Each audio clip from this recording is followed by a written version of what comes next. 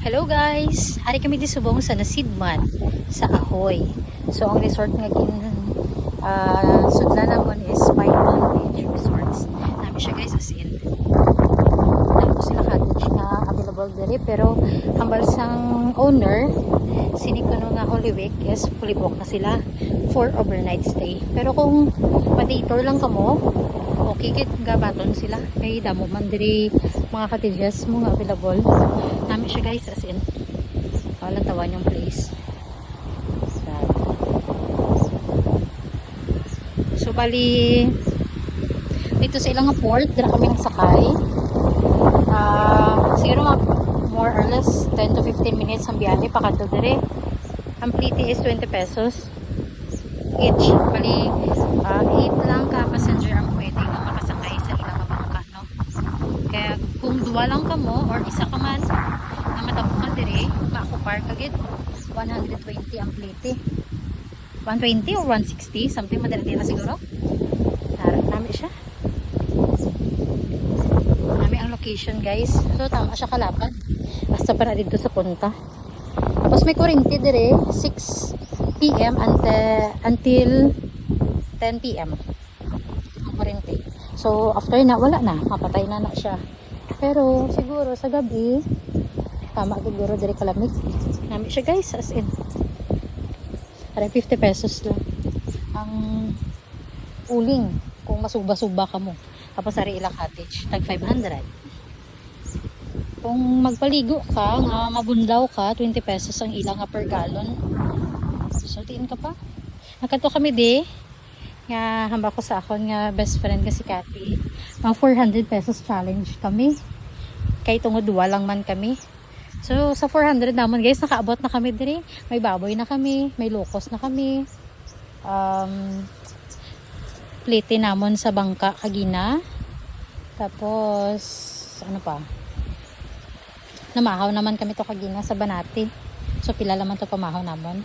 So sumasumahon ko kung pila gi total namon gagasto kay tungod duwa lang kami. Pag day tour naman kami mapuli man kami karon sa hapon. Namin isa. Ay anytime gusto mo siya magtabok, no? Gusto mo magtabok balik, no? Pwede git kay damo siya bangka na gabiyahe. Ara guys, so mag high tide karon, sandbar na sa araw. Magtaob. So bali ano pa lang subong low tide pa lang. Nami ang mountain. Nami diri ka peaceful some place.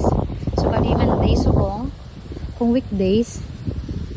Kasi syempre may mga trabaho ang tao. Matawhay kay Lunes kay day off ko kag wala man work si Cathy subong. So ano na ang plan dapat siya lang isa kaso lang syempre no choice yung paupo din lang ako kay day off ko man subong timing man wala dapat ang plan naman sa Joaquin. So diri kami nagtupa sa Nasidman. So hindi naman siya mag-overnight kaya mapuli na lang siya kay di ako pwede sa overnight pang day tour lang.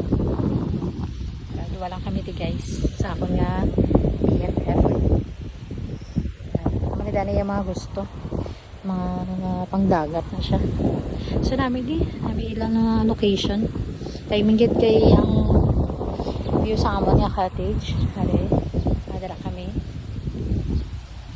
taway-taway amon yung front naman then guys. So, ready siya sa Nasidman, no? Located sa Nasidman, diri sa Ahoy. Unhan lang siya sang hilltop. Hilltop Ahoy. Unhan lang gid.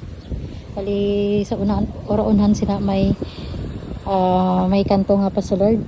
Turn right ka lang tapos diretso lang sa unahan dira na nang ilang nga port. Nabi siya guys. So, ari. Nasugba-sugba kami anay sa ngambon nga lunch. Nakapamahaw na kami kagina.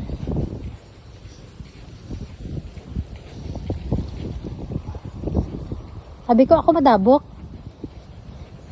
Kaya ikaw masugba. Aray na ko de. Aray mo sudan. Hot dog. Lukos. Kag baboy.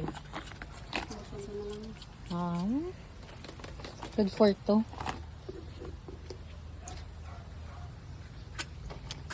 Sumalang na guys. Bye bye.